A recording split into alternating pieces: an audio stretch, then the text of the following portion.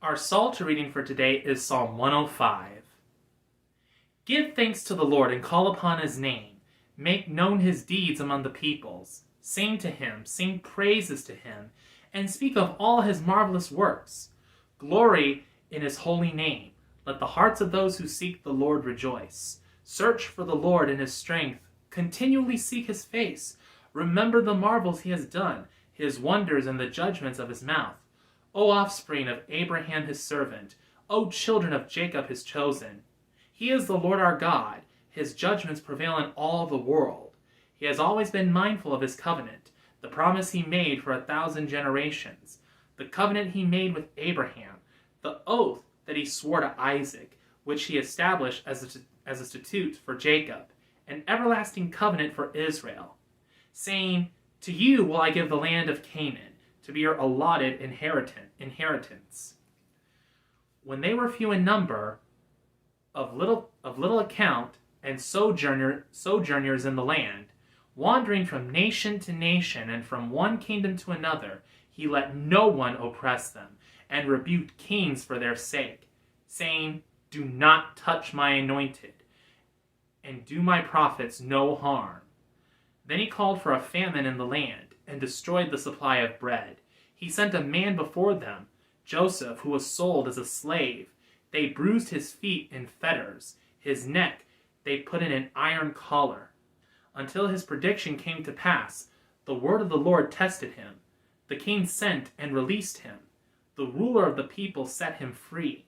He set him as a master over his household, as a ruler over all his possessions, to instruct his princes according to his will, and to teach his elders wisdom.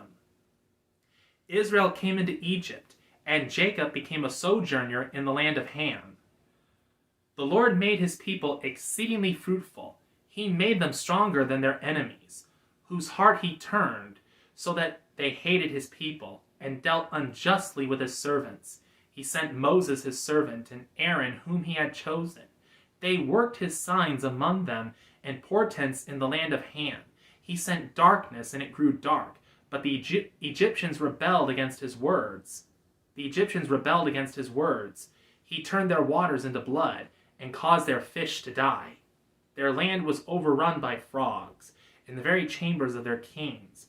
He spoke, and there came swarms of insects, and gnats within all their borders. He gave them hailstones instead of rain, and flames of fire throughout their land. He blasted their vines and their fig trees, and shattered every tree in their country.